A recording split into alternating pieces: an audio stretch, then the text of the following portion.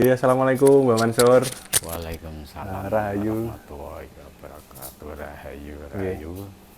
Sehat nggih, Mbah? Alhamdulillah sehat. Nggih. Nggih niki enten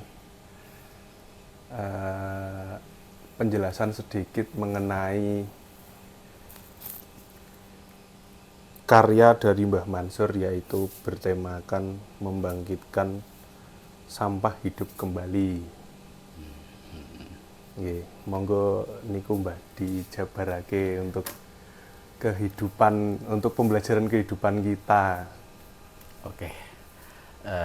Sementara ya saya untuk menjabarkan sebagai seniman otodidak yang saya alami selama 14 tahun. Semoga ada pencerahan bagi semua saudara kita yang ada di Indonesia. Ini yang saya bikin adalah tema membangkitkan. Hiduplah sampah, dalam arti kita hidup ini harus bisa menyelaraskan. Dan ini semua pun seperti organ tubuh kita ya. Ini ada hati. Ya. Ada hati. Ini rakitan semua ini. Ini seperti saraf ya. Ini. Bebasan wong Jawa banyak permasalahan. Masalah pun sampah, sampah juga masalah.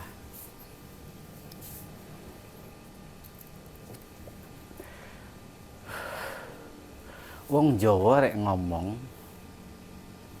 alang-alang dudu aling-aling. Marganing keutamaan. Maksudipun dalam bahasa mutiara ya, experiences in the best teacher. Permasalahan, persoalan di dunia bagi manusia itu bukan suatu hambatan, tapi suatu kesempurnaan dalam hidup kita ini. Contohnya, di waktu kita hening dan menyelaraskan utawa cipta rasa kang karsa untuk menciptakan sesuatu hal dengan penyatuan alam semesta, terwujudlah seperti seni ini.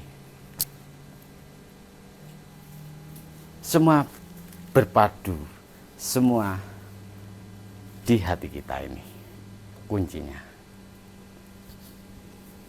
Hati,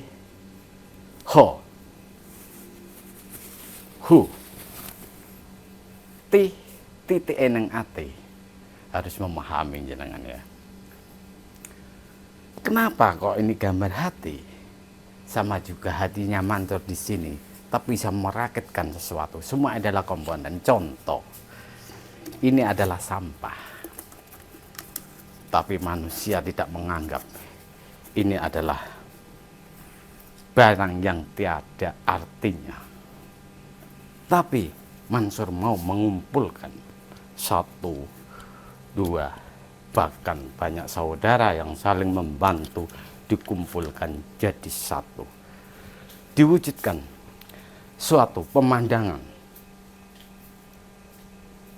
suatu pencerahan supaya manusia ini bilang bahwa itu bagus, bahwa ini adalah baik.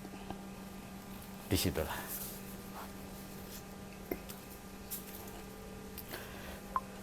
Dan secara filosofi alam mengatakan ini kipas, iku lesen pas bahasa Jawa. Iki baterai. Baterai adalah untuk penerangan. Dan banyak di sini. Ada baterai, ada kabel, adalah penyambung seperti saraf kita. Tabung. Dan semua ini dikumpulkan jadi satu. Seperti pegunungan, gua, dan lain sebagainya. Lah, semua ini harus disiasati dan diambil hikmahnya. Apa sebetulnya hidup ini? Carilah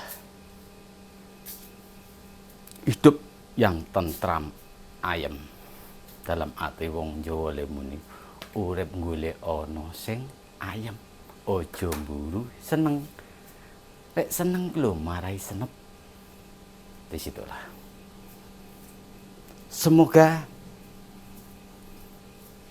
bikinan saya ini buat himbauan, hiburan, maupun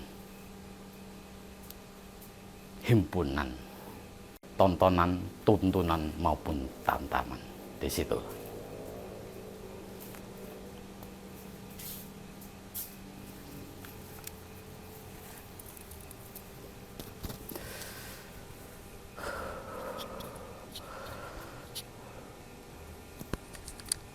Dalam filsafat orang Jawa harus mengetahui,